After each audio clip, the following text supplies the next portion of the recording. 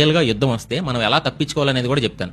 And చివరి వరకు చూడండి. ఫస్ట్ జరిగేది ఎయిర్ రైడ్ సైరన్స్ మోగుతాయి. అండ్ వినడానికి ఎలా ఉంటాయి.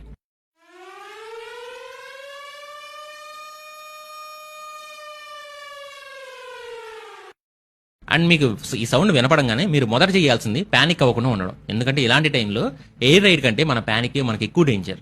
ఈ సైరన్స్ డేంజర్ వస్తుందని చెప్పడానికి అది ఎయిర్ స్ట్రైక్ అవ్వచ్చు లేదా ఇంకేమైనా అవ్వచ్చు.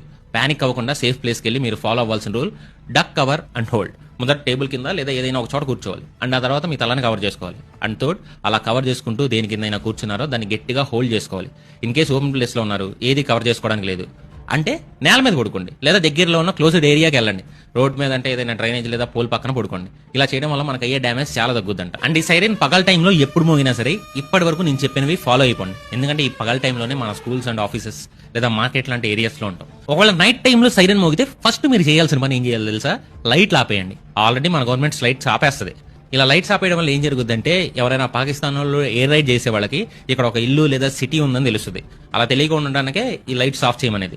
సో ఇది చాలా ఇంపార్టెంట్, బాగా గుర్తుపెట్టుకోండి. ఈ రోజు నైట్ వైజాగ్ అండ్ హైదరాబాద్ లో ఈ బ్లాక్అవుట్ సిమ్యులేషన్ అనేది జరుగుతుంది. సైరన్ వినపడి పవర్ పోగానే మీ ఇంట్లో ఉన్న లైట్స్ ఆపేయడం మర్చిపోవద్దు. వైజాగ్ పీపుల్, హైదరాబాద్ పీపుల్ మీకే.